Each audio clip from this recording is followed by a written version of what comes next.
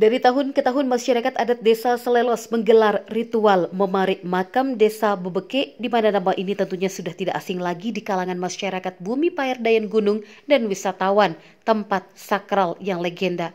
Dan wisatawan, nama tempat sakral yang legenda makam Bebeke terletak di dalam kawasan hutan lindung yang sekarang diabadikan sebagai hutan adat. Kawasan hutan ini dijadikan tempat upacara ritual menunas dan memulih, dilaksanakan setiap tahun, di mana kawasan hutan tersebut saat ini berada di wilayah Desa Selelos. Di samping ritual tersebut, dilakukan juga sebuah ritual adat Sedekah Gumi Payar Bebeke atau ngaji lawat. Bertempat di makam Berangkak, sebelah barat Gubuk Selelos, upacara ini dilakukan 10 tahun sekali jika kondisi Gumi Payar dalam keadaan normal. Namun dapat juga dilaksanakan kurang dari rentang waktu tersebut jika dirasakan Gumi sakit.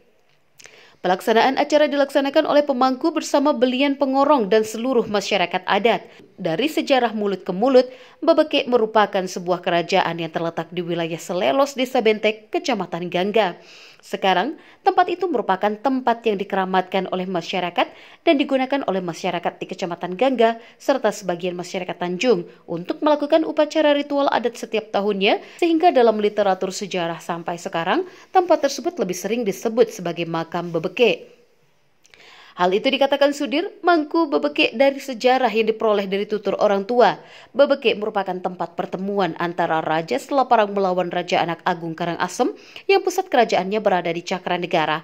Raja Selaparang meminta bantuan kepada Raja Bebeke untuk melawan Anak Agung setelah kekalahan Raja Selaparang. Raja Bebeke karena tidak mau takluk di bawah Raja Anak Agung Karangasem, pulang ke Bebeke dan kemudian dengan menggunakan kesaktiannya menyiram kerajaan dan kaula balanya dengan air sehingga kerajaan Bebeke hilang dan berubah menjadi hutan belantara.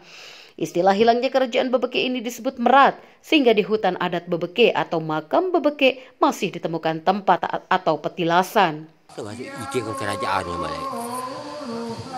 Kerajaan Bebeke. Kerajaan Bebeke.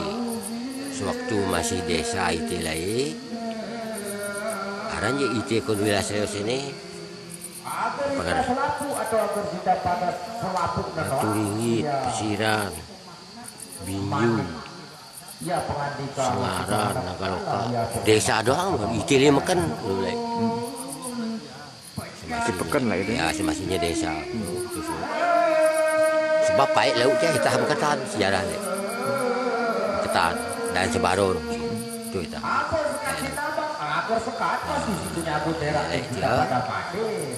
Datu Bebeke, kita pitnah si kaula perkan. Datu Bero, bahasa iya hidup bayi masih beri. Betul, dan pitnah Bero. Ya, manikai masuk nini dah deh lu. Raden Sanudun, tokoh masyarakat adat Desa Selelos, Kecamatan Gangga, Kabupaten Lombok Utara mengatakan persiapan-persiapan ini yang akan dilengkapi untuk melakukan perjalanan ke makam Bebeke untuk ritual memarik. Kegiatan yang sudah menjadi tradisi untuk persiapan mengunjungi makam yang ada di hutan Bebeke ini mulai dari pembuatan jajet tujak putih dan juga jajet tujak hitam yang biasa disebut dengan bengkayu atau dodol.